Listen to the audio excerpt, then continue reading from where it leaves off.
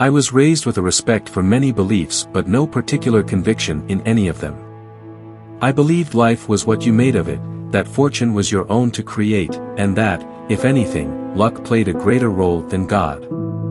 I'd always been a bit of a thrill seeker, and gambling was my outlet of choice.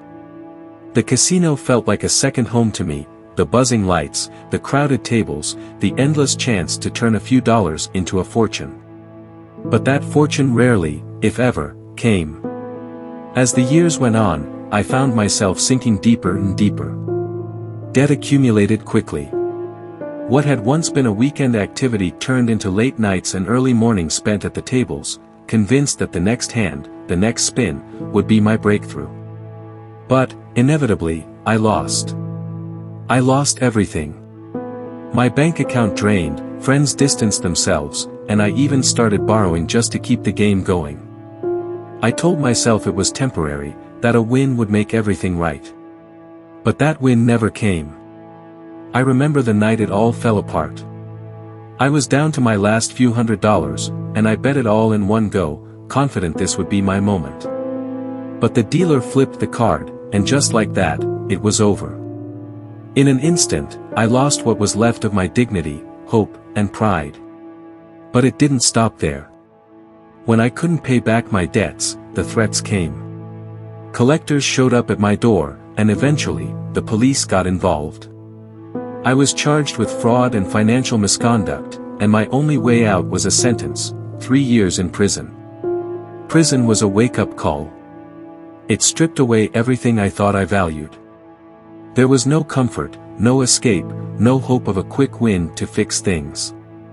All I had were gray walls, endless time to think, and a crushing sense of failure. I thought a lot about my life, where it had gone wrong, and how foolish I'd been to believe that wealth and thrill could fill the void inside me. I still didn't believe in Jesus, I had ignored him all my life, after all, but I couldn't shake the feeling that maybe there was more to life than my own reckless decisions. Still, it would be a long time before I'd come to understand what that feeling really was. When I finally got out, I had nothing to my name. No family or friends willing to take me in, no money, and no idea where to start. I spent the first few days drifting from one place to another, trying to get my bearings. Each night, I lay in a cheap bed, staring at the ceiling, thinking about the mess I'd made. One night, as I sat alone, I felt an overwhelming urge to speak.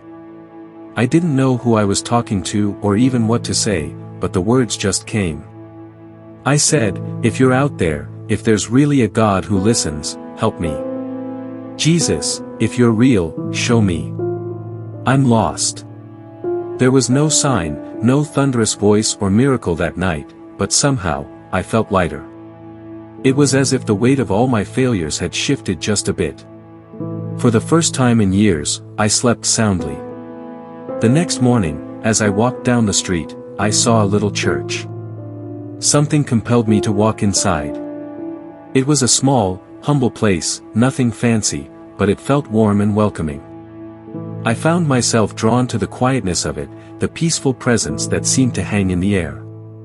When a man noticed me, he introduced himself as Pastor Mark and asked if I was okay. I didn't tell him everything, but I shared enough for him to understand that I was at rock bottom.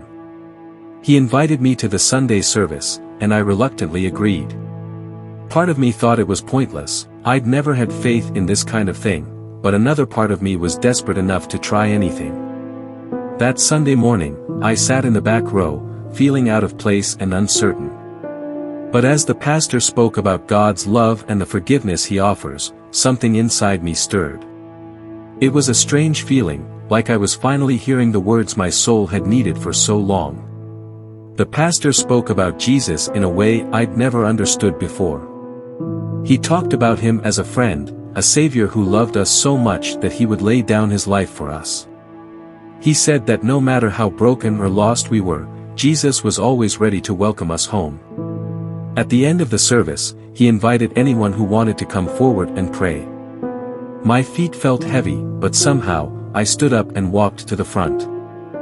Kneeling at the altar, I whispered a prayer, calling on Jesus once more. This time, though, it was different. I wasn't asking for riches or luck or a quick fix. I was asking for a new life, a second chance.